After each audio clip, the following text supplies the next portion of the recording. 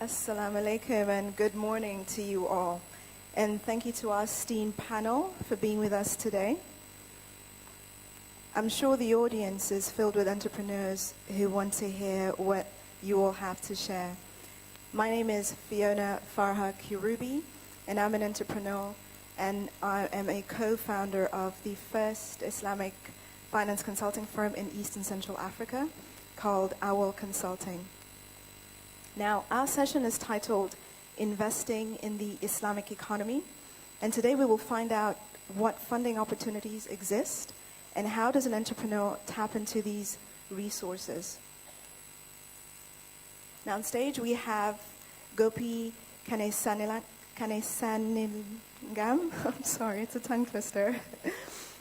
We have Musna Khan, JAMALUDDIN, BEJUNG, and HASSAN ALSAGOFF. I'd like to invite you all to give a brief introduction about yourself and your roles before we begin.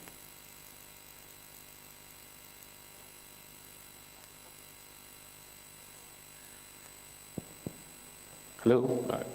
Good morning, everyone. So my name is Gopi Kanesanilingam, and I am currently the Vice President for Malaysian Digital Economy Corporation. I look after what we call enterprise development, which is essentially building local companies to be global players. Prior to joining MDEC, I have a finance background, and my last job was I founded 3 companies myself, and I worked in those companies for 7 years before I successfully restructured the companies and diluted my position and exited, and then joined MDEC. MDEC was my client, and I joined MDEC because the program that I run involves building companies, working with CEOs, and the CEO of MDEC thought that it will be best run by an entrepreneur himself. So that's what I do. Thank you. Hello and good morning, everyone. My name is Musna Khan. I'm from 500 Startups, and I work as a community manager within the 500 Durians Fund. Prior to working in 500 Startups, I was working within the Islamic economy, you could say, with a niche communications company, which is why coming here, speaking about startups, investing, all relating to the Islamic economy is something that's quite interesting to me and something I'm passionate about. Assalamualaikum, good morning. My name is JAMALUDDIN BEJUNG from MAVCAP. MAVCAP, as you know, we just do one thing. We invest. We create fund. We invest in companies. Some of the funds that we invested, including 500 Durian as well. We're probably going to create another 2 funds this year. I'm trying to focus one on Islamic finance as well, but we're still working on it. We were thinking of probably looking at the clean tech as well. It may sound like 5-7 years old, but I think there's going to be some impact here in this region. Assalamu alaikum. Hope everyone's well. I'm from a company called Mountain Partners, and we are a company builder that is based out of Zurich in Switzerland. But about 7 months ago, we started operating in Malaysia, and I run the team over here. What we basically do is we start companies together with entrepreneurs and fund them along the way, as opposed to invest from a fund or run a program. And prior to Mountain Partners, I used to run a company called KADIR, which was committed to angel investing in the Islamic economy. Thank you. Now, the VP of MDEC, Mr. NORHIZAM, has shared so many exciting angles for entrepreneurs. And I'm sure if there are any potential foreign entrepreneurs in the room that are hiding in the wings, they'll be signing up for the new entrepreneurship pass at the break. Perhaps, Gopi, you can share, how long does it take to get this pass? Well, like Hizam had said, my colleague Hizam had said, it's fresh out of the oven. I would believe a couple of weeks or months. 3 weeks. That's 3 weeks. Fantastic. I hope you've all heard that. It's 3 weeks. Gopi, if I could also just find out, how do you determine the credibility of the entrepreneur who's going to be applying for this pass? I think first and foremost, it is the background of the entrepreneur himself, his credentials, his reputation, whether he's successful. The background is very important. 2, if he has an idea, whether the idea is innovative, whether the idea is relevant, whether the idea is it's captivating, and probably 3 is the business model itself. What is the business model? I know startups are now gravitating towards more of a communal sort of apps like Uber or sharing apps, right? So whether that makes sense now or, things like that, right? So financial background is the other that we will check as well. I think that's probably the basis. Wonderful, thank you. If I could also just ask the rest of the panel, how do you determine the credibility of a team who perhaps approaches you? I'll get to that, Fiona, in a bit. I just want to give a little background on 500 Startups and what we do before I get into that. For those who don't know, we're actually a venture capital seed fund based out of San Francisco. That's where our HQ is. We have 2 funds running in the Southeast Asian region, 500 Durians, which is what I'm a part of. And we focus on the countries of Malaysia, Indonesia, and Singapore. Our first fund, which is 500 Durians 1, closed last year. We had investments in 120 companies, including Grab, Carousel, and Bukalapak, which are the notable companies. The second Durians 2 fund is actually actively investing at the moment. It launched at the end of last year. We're industry agnostic in the sense that our portfolios range from all industries, including fintech, agriculture, healthcare, fashion, which brings me to Muslim fashion, actually. We've invested in 3 portfolio companies that specifically work with the Islamic economy. One of them is called Hijab, which is a Muslim marketplace out of Indonesia. The second is iGrow, which is a marketplace connecting farmers and investors out of Indonesia. It's actually listed as the top 50 global Muslim startups of 2016 by Omawide. And the third, recently, which came out of our Durians 2 fund, is Muslim Marketplace, once again, an online Muslim fashion startup based out of Indonesia. So operating within this region and working in 2 Muslim majority countries, the Islamic economy for 500 Durians specifically, is something that we can't and we have not ignored. So when we talk about what we look at in terms of a team, when evaluating a deal, there's 3 major things that we look at. One is technical competency, so we try to see if the team has worked in a startup before, if they've worked in the industry before, if so, how has their experience been? The second is looking at market competency, so whether they have a specific target audience that they would like to target with their startup, whether they know who it is, whether they know the current landscape, the competition, and everybody else, and what it is that they're bringing to the market that's unique than what's already happening in there. And the third thing that we look at is scalability, to see if in the market, if there are pockets of opportunity for the startup to scale on its own. So those are the 3 major things that we look at.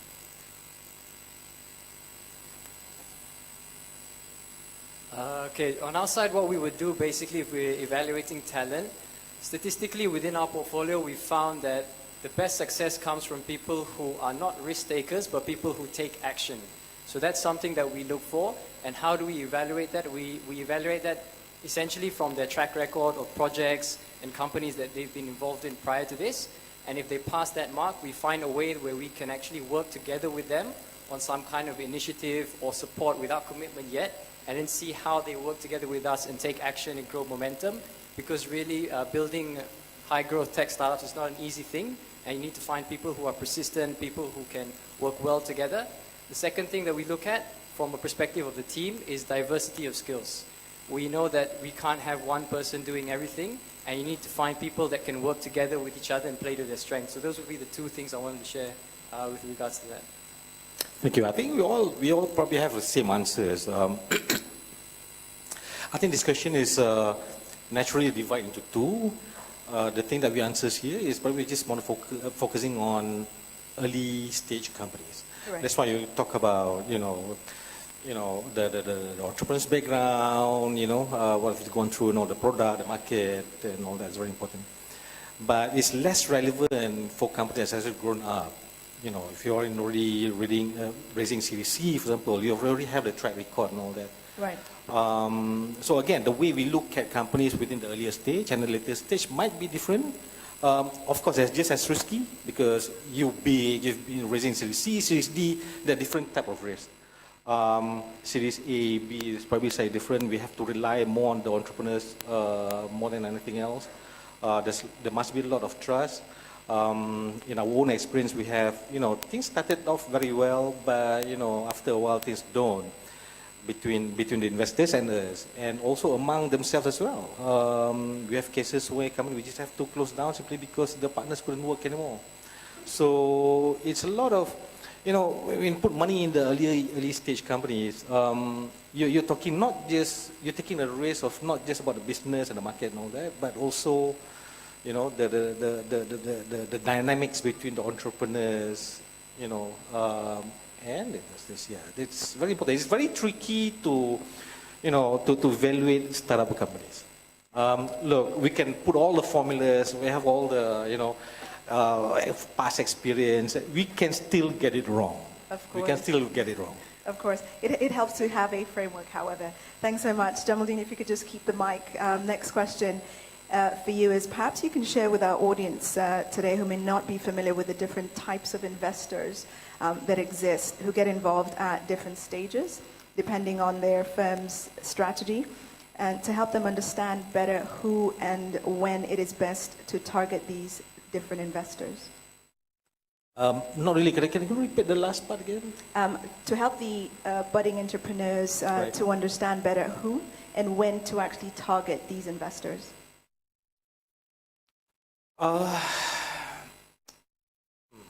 Now we receive hundreds and hundreds of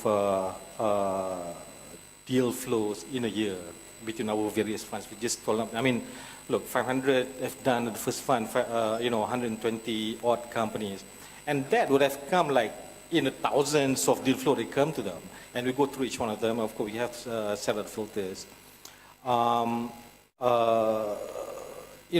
I think a lot of companies, they must understand that, if I'm an entrepreneur, I sit there in front of you listening to me now, saying, hey, look, I got a nice product, I got, my market is big, I'm one of the first, my product is very relevant. These companies or similar operation is doing very well overseas. I can understand that, and they think that their product will do very well. Now, I'm here, sitting here, I have money to give, and I don't have much money to begin with. I have to start selecting each one of you. And chances are, I can tell you, I'm sure 500 has gone through this as well. These things that came to us has been presented before as well. It's not new to us. I couldn't pick up any one deal that is totally different than the rest, and really is groundbreaking. Chances are all of them have gone through, there are another 3 or 4 proposals, same thing, that came to us.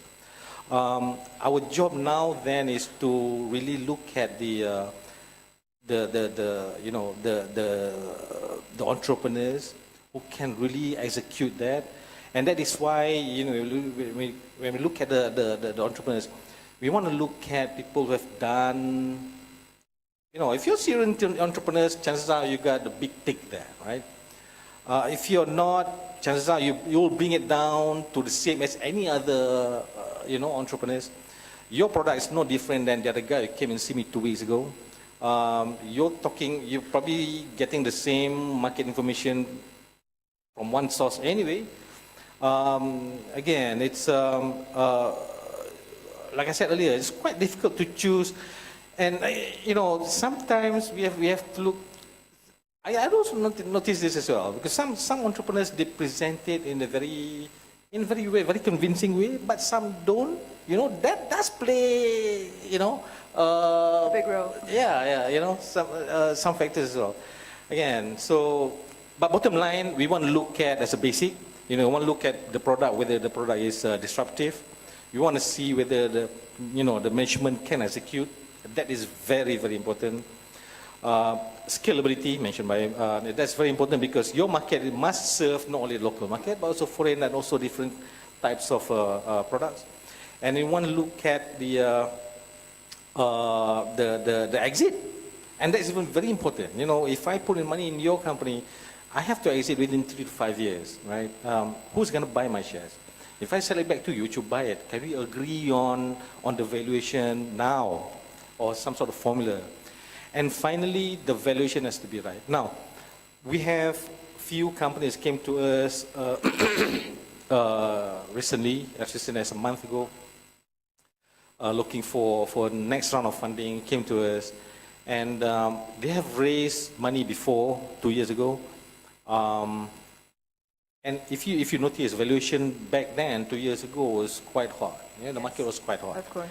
And they managed to raise that. And they came to us, and of course, they're looking for higher valuation, right, at this time around. But unfortunately, the metrics doesn't support that, that current valuation that they're putting in. Chances are, when we look at it, it's not going to be even at that valuation that they had 2 years ago. So it's going to be difficult for companies to raise now, especially those companies that raised 2 years ago, 3 years ago at hot, at high valuation, and then coming here. Now, I couldn't. So I said the last criteria is valuation is very important, because entrepreneurs has to understand that, as a VC, we look at it. Yeah, I like it.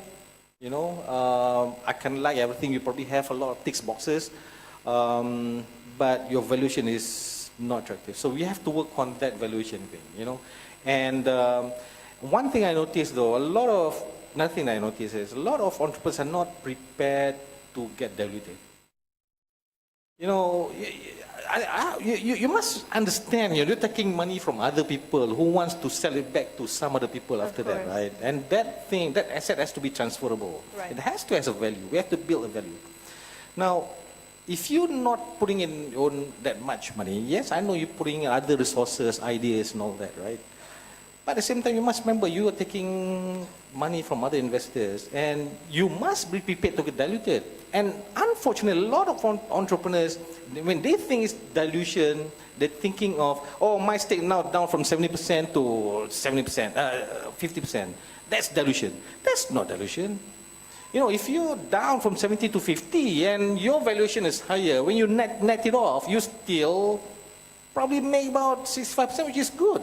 But look, you don't put a single cent in the next round. So again, a lot of people, I can say that almost 100% of the entrepreneurs here, they're not prepared to take admission, which actually is very bad for them.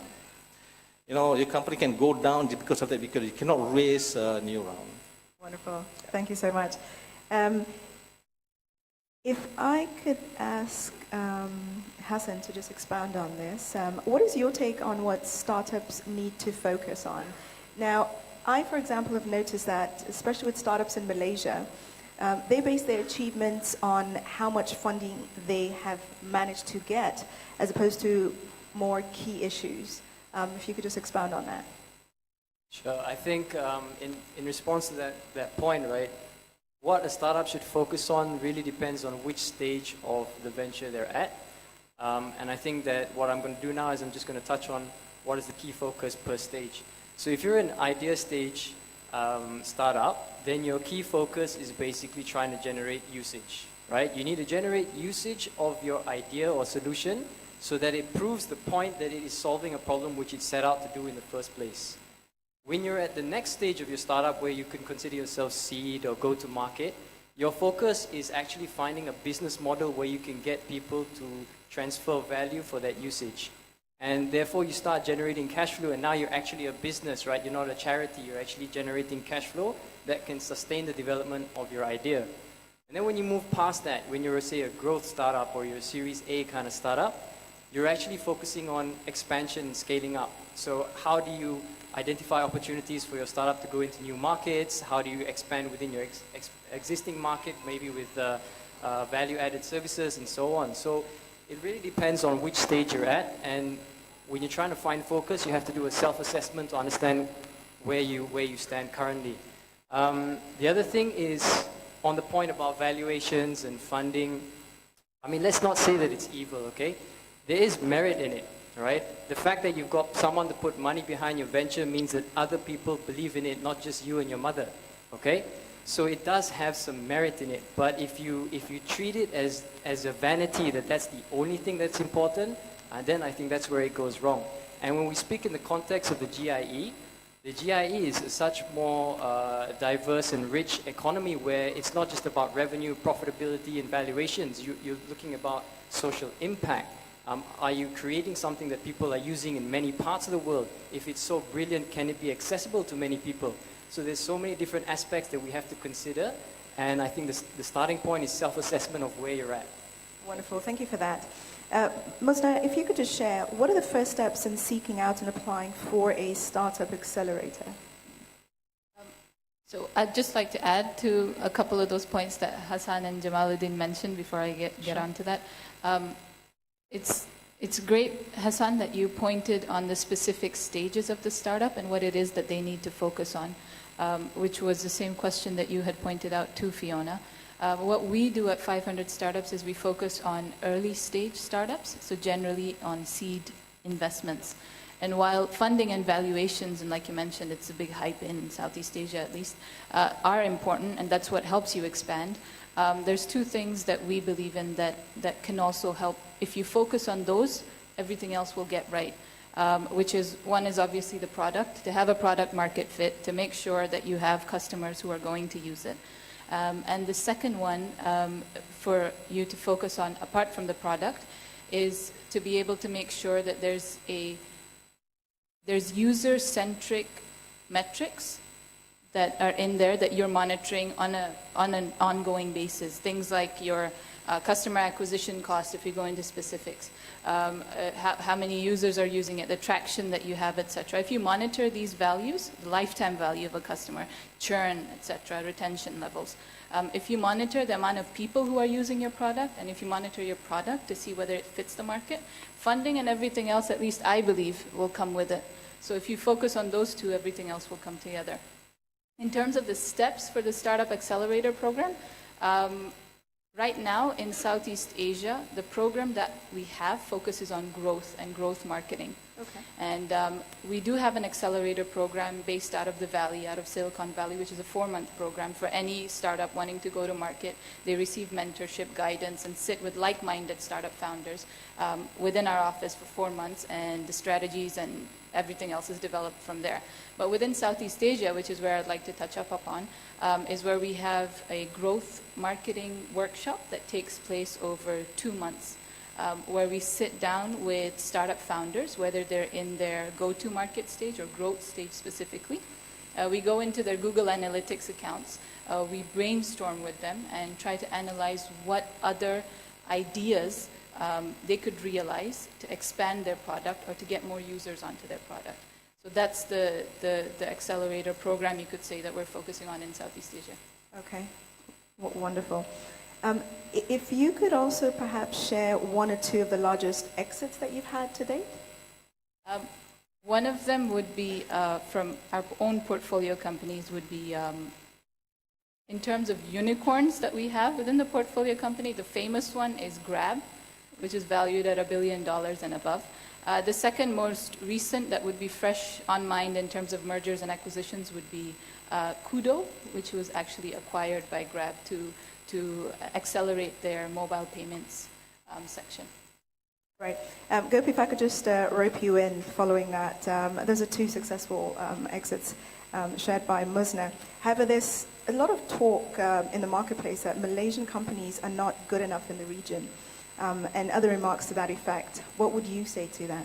Well, firstly, I would disagree with that, because I think my colleague Hizam, when he pointed out,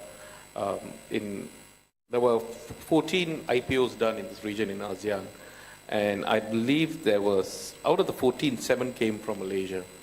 I think Malaysia has got extremely good ideation. We've got very good ideation, we've got very good entrepreneurs, we've got very forward-looking entrepreneurs. We're in a tough market, we're in a small market, but yet these entrepreneurs are able to go abroad, have foreign footprints.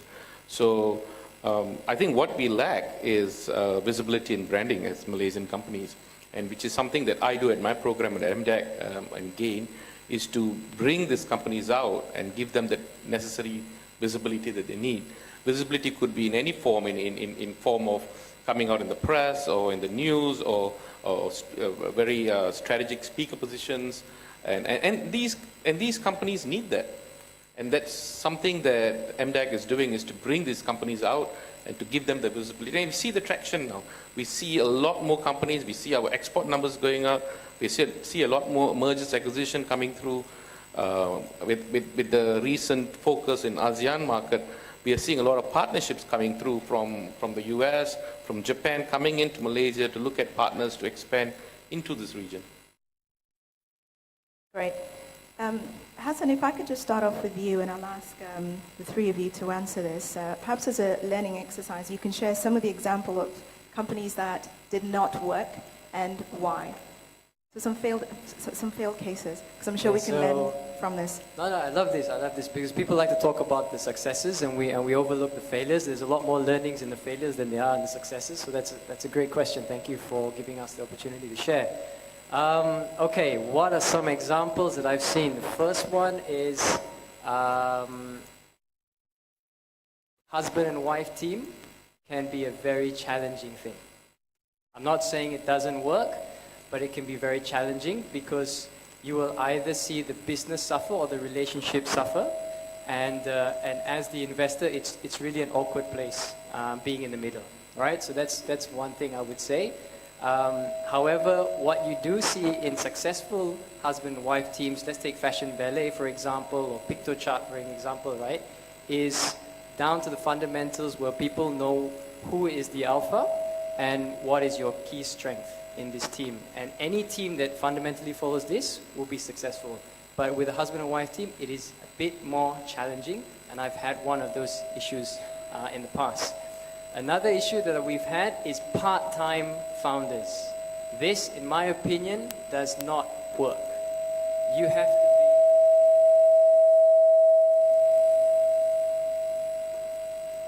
Hello? You have to be 100% on it full-time. If you are part-time, there is just too many distractions. Either you're trying to make money somewhere else or you're trying to start 3 companies at the same time. But if you are not focused and putting your all into one venture, this is another issue of failure. And then the third one that I had an example where I actually lost quite a lot of money in this because I did a personal angel investment prior to Mountain Partners in a company where there was no proper diversity within the management team and the co-founders. And as they grew, they couldn't cope with the success. So a lot of tension grew up, and the CFO and the CEO were not talking for a couple of months, and we only found out at the board meeting where it was already 2 months into this and the company was already in big trouble, right? So I think to sum up, you have to have a good match of people in the management team, and that's why at Mountain Partners we get actively involved in selecting and curating the management team of the ventures. Great. JAMALUDDIN? I wanted to see, yeah, I totally agree with him. That's what I have in my mind. Yeah, the husband and wife team.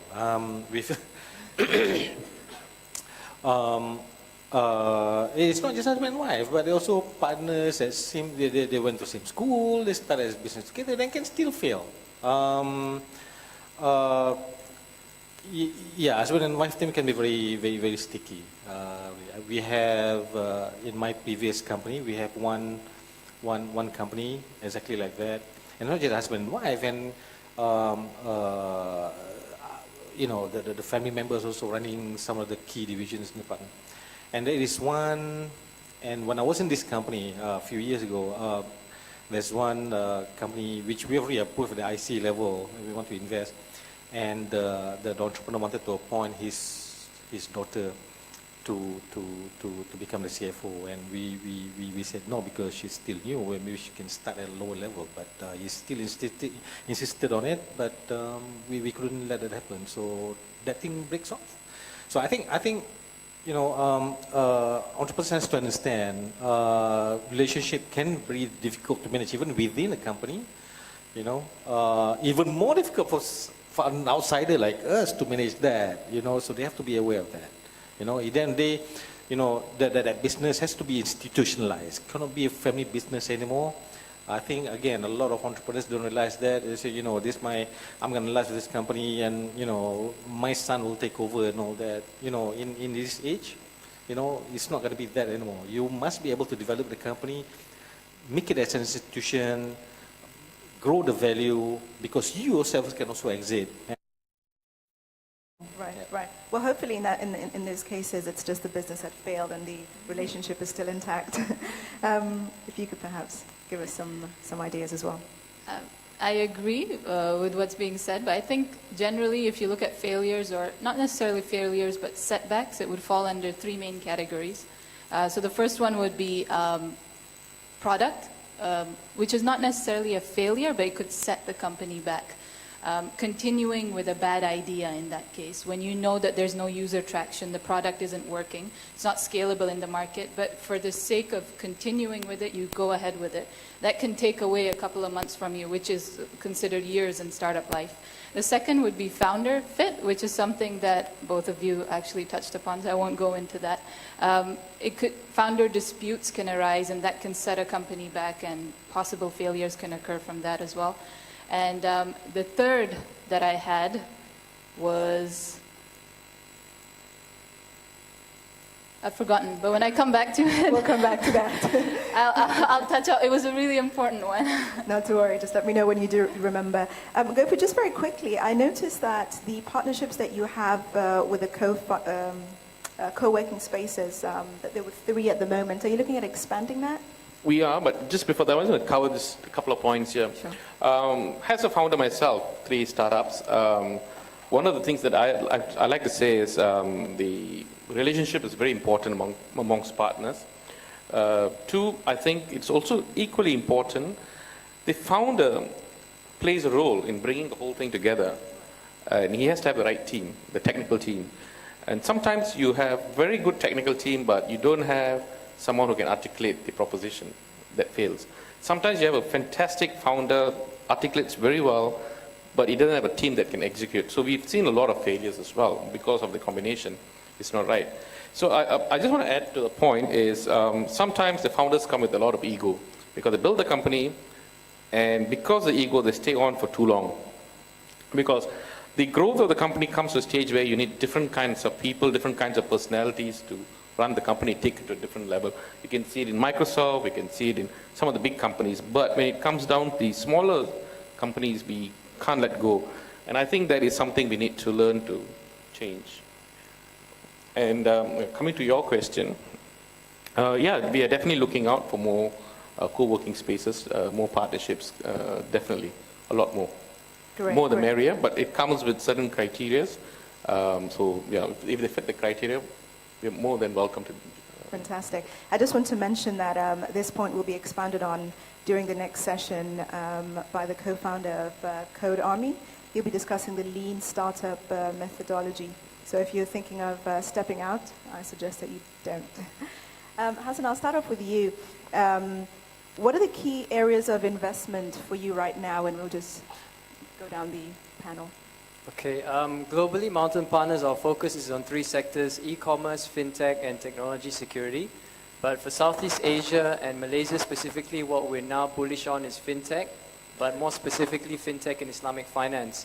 And actually, over the last couple of months, one of the areas that we've been working on is takaful. We think that there's a lot of prospects there, and that's something that we're starting to recruit a very exciting team around. So a little plug here: if you're interested in joining the takaful venture, please look into Mountain Partners. Other than that, I would say that e-commerce would be our secondary. Jamaluddin? We've been very active in e-commerce. E-commerce, of course, is a 5-year-old story. We're still hot. I think Southeast Asia is still hot on that. We're trying to focus on fintech. As I told you earlier, we're trying to set up a fintech-focused fund. We want to do clean tech as well. We're still evaluating it. I think there will be some demand for it. And I think, so that's now. IoT is another one as well. But going forward, I think, big data, I think this MDEC is doing is I think it's a very good initiative. Excellent. Now they find out that's very difficult to get people to data scientists, to work and help. Again, this one big area that when we go forward, big data is going to be very important, as well as artificial intelligence. I don't know whether we have any expertise here, but again, everybody else doing that. Imagine you want to sell your your product online, and now what we do now is just go and type one specific product and enter, and you get you have to scroll like 50 pages to find the right one, right? What if you can come out with a system where you can just type natural language, you know, and you get the product straight away, exactly fitting your requirements. Again, it requires a lot of big data and artificial intelligence in your product. So next stage of development for all the companies that we have here is to start focusing on that. Because look, other people are doing that. You know, Amazon yesterday, you know, it started with Echo. Now you can talk and, you know, with you know, with videos. You know, again, that's the, you know, a lot of artificial intelligence coming into it, machine learning and stuff like that. I don't know, maybe I'm a bit too, you know, but again, but that's the direction as we go forward, you know. That is where the future is heading. So if there's any perhaps PhD students in the room still deliberating on what topics to explore, big data, AI, I think are interesting areas worth exploring. What's that? I remember the third point from the last question, if I can just get into that, which is important because it's investor relationships. It's surprising how I forgot that. In our experience, it's not necessarily a failure, but it's something to improve upon. Not to get in touch with investors when you need money on a last-minute basis, but on an ongoing basis, which is something we try to do at 500 startups with our portfolio companies as well. We check in with them on a monthly basis. That way we're able to gauge what they're doing right, what they could improve on, and actively work towards it rather than on the last-minute stage when they need to fundraise. So that's one thing that needs to be improved on. In terms of the areas that we're focusing on with our 500 Durians 2 fund, we are focusing on roughly 200 investments within the region, half of which will be focused on Indonesia because of the sheer size of it and the growing middle class within Indonesia. And within the regional focus, we'll be focusing on 3 different areas. One of them is vertical commerce, so commerce that focuses on a particular area. Muslim fashion will be one of those. Hijab is an example of a portfolio company within that. Another is consumer enterprise, where that blurred line between your workspace and your personal space is something we'll be focusing on. We have a company, a portfolio company called Dish Dash, which serves corporate lunches that focuses here. And the third is alternative money, where we'll be focusing on peer-to-peer lending. An example of that is iGrow that I mentioned previously. So those are the 3 focus areas that we'll be going ahead with. Wonderful. So you and I actually have something else in common. We're actually taking iGrow to Africa, starting with Kenya, yes. Gopi, anything to add? So from the MDEC perspective, of course, we run the digital economy. And within that, we have focus areas, big data, IoT, as you know. We've got e-commerce as a focus area. We've got cloud as a focus area. We've got security as a focus area. And we've got fintech as well. And fintech, we're getting we would be probably opening up a center at Bangsa South. And in my personal view, I think also health tech would be coming in very strong. So I think those are focus areas that we need to pay attention to. Okay. Now, if I could just touch on crowdfunding, and Gopi, I'll start with you. Crowdfunding is a new phenomena that seems to be growing in this region. What is your take on this, and what advice would you have for both investors and startups considering going down the crowdfunding route? Well, we've seen some. Okay, when we first started last year, I believe there were 5 or 6 licenses issued. When we first started, I think the take-up was very slow. I think it was new. Investors themselves were finding it very new so it took time. But I think the last couple of months, we've seen a lot of traction. We're seeing investments over ringgit 1 million coming through. So it gives people like even me an avenue where if I want to invest, I'm able to place my investment in very strategic opportunities. So I think this is a great phenomena. It's a great platform for both the investor and the investee to try and tap on. And I think the results are beginning to show very positive results. We're seeing a lot of traction.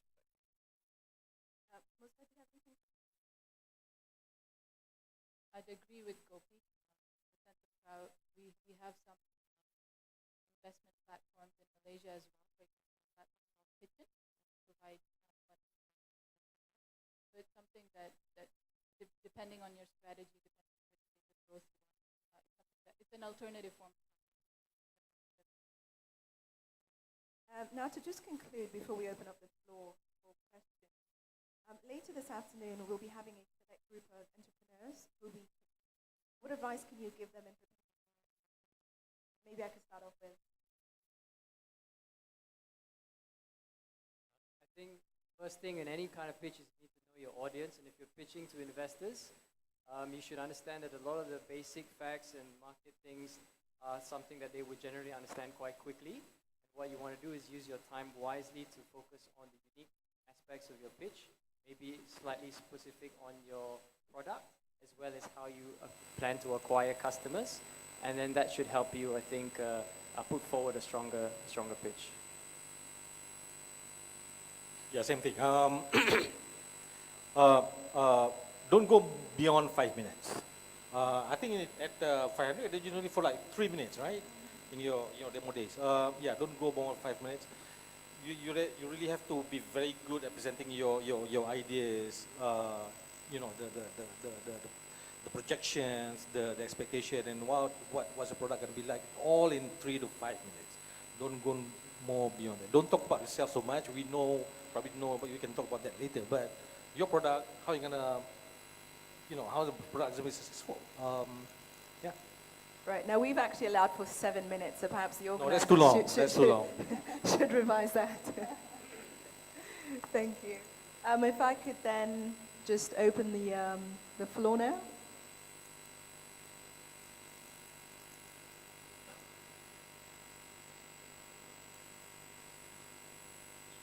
Any burning questions?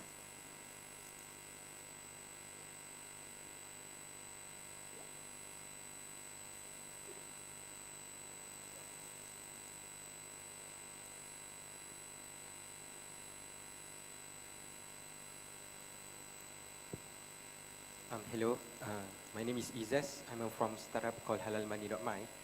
So basically, I just want to ask, when we talk about fintech, especially in the Islamic economy, apparently at the moment, the financial literacy rate is still very low, whereby we are not even talking about the technology itself, but the inclusion or the involvement of the people in the financial market itself is still very low. So I'm just wondering, are the market actually ready to go for this fintech level, whereby the customer itself are seen as not yet ready to basically to engage in this kind of high tech, even though because even for the basic level is still not, the penetration level is still very low among the market. That's a question from me. Thank you. Can you give example? I've been trying to understand what. Because what I see here is that most of the startups are focusing on the technology itself, to provide a technology to solve the problems of the consumers. But when we talk about technology, is the people are ready for the technology itself? Because especially in fintech, we are talking about, for example, how people can basically get financing from the peer-to-peer funding, for example, or crowdfunding. But in the first place, they themselves have no financial knowledge, many of them, basically to even understand the basic financing. So are this market ready to basically embrace the fintech solutions given by the startups? My view is, I think we talk about ecosystem and the whole market. There's some smart people, there's some people, middle people, and not so smart people. The people that are smart will start to pick up the product. And that technology will be able to service that market first.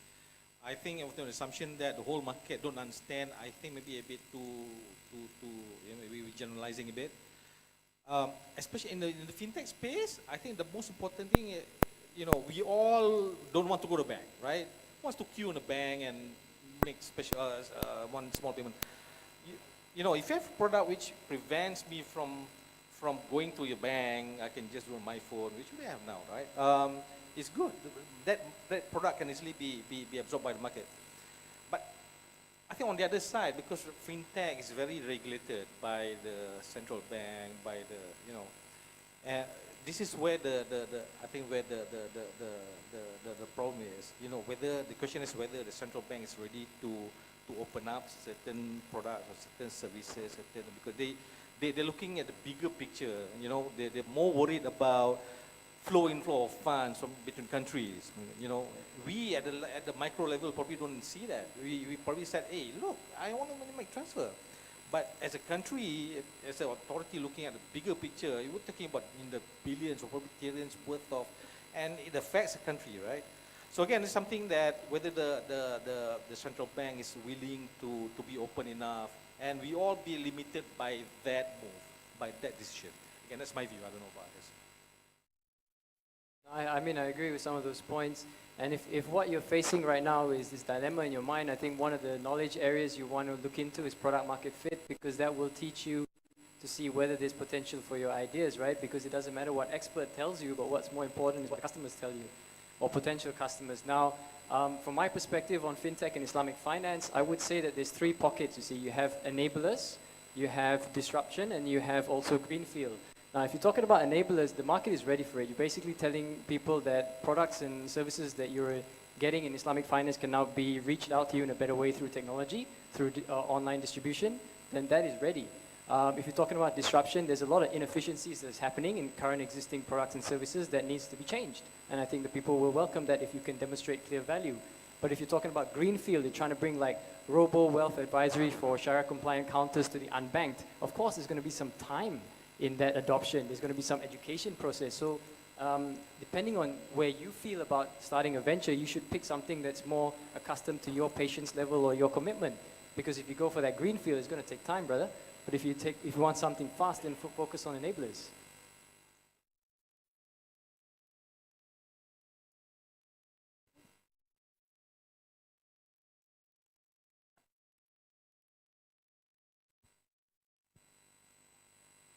I've got the mic though.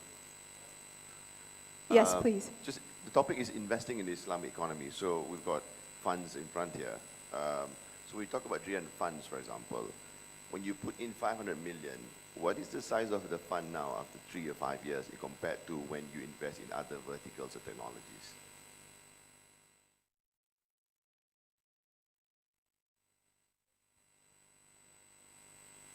So if we're I'm talking talking about IRR, yeah.